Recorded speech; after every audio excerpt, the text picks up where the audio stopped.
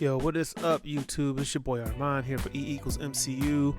And breaking new images have just dropped through the Empire magazine.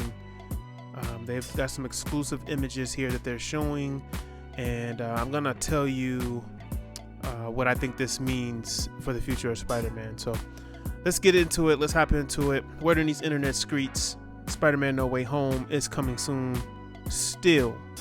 And the reason why I say that is because in previous videos I did state that I thought it could possibly be delayed based on what Grace Randolph had reported.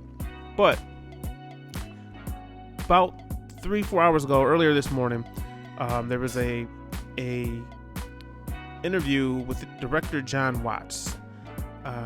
He says Spider-Man No Way Home is Spider-Man Endgame. And that's what he's comparing it to. So I want to go over this article here on Empire and show the images.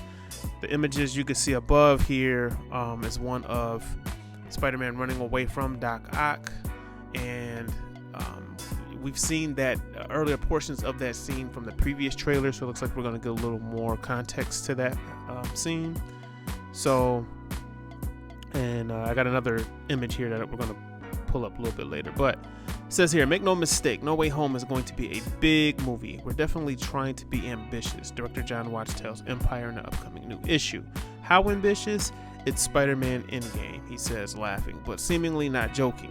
Part of that ambition, bringing across some familiar villains from previous Spider-Man films that until now haven't been a part of the Marvel Studios' interconnected Marvel Cinematic Universe, including Alfred Molina's Otto Octavius, Dr. Octopus, Doc Ock, who formerly menaced Tobey Maguire's Spider-Man, Peter Parker, back in Spider-Man 2 by Sam Raimi. When I was first pitched the idea, I was like, wow, that would be awesome if we could pit it off, says Spidey himself. Of the prospect of bringing in famous former foes, but there's no way it's going to work. You're just going to be able to get everyone to do what they need to do. It's just not going to happen. There's no way, but it did happen, and it's crazy. And that's from Tom Holland. For Marvel boss Kevin Feige, there was no one better to bring Doc Ock back to the screen than the man who portrayed him perfectly back in 2004. I remember having discussions with Amy Pascal years ago before she threw the sandwich at me, says Feige, and I'm joking there. Looking back on the conversations, that first brought the Sony owned Spider-Man into Disney MCU. Do we want to revisit villains we've seen before? No, let's do Vulture and Mysterio and characters we haven't brought to the screen before. But I remember thinking, how would you even do Doc Ock again? Because Alfred Molina was perfect casting.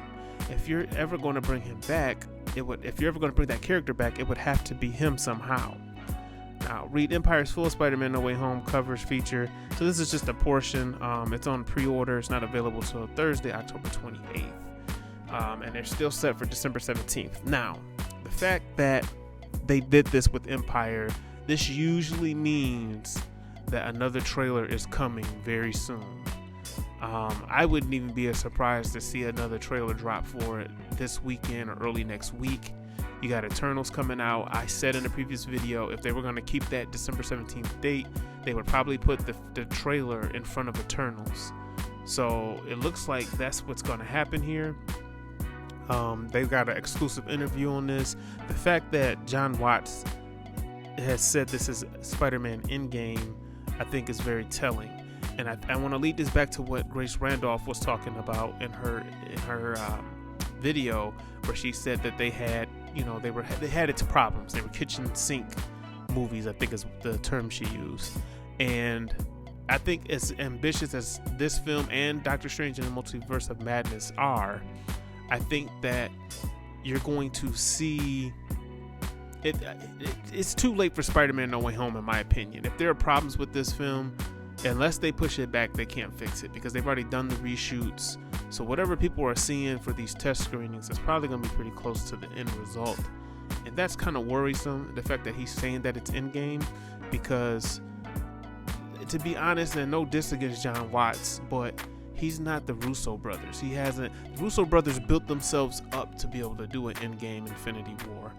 That Civil War and even the Winter Soldier movie beforehand was really test runs, because what they did in Winter Soldier is they added in a couple of characters, and they added in a couple of villains, and then they upped it in Civil War by adding in like double the amount.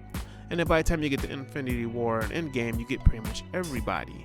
So they worked their way up to that. Now, to me, the previous two Spider-Man movies have been pretty pedestrian, in the sense that they're Spider-Man centric stories, and he has his one MCU side character.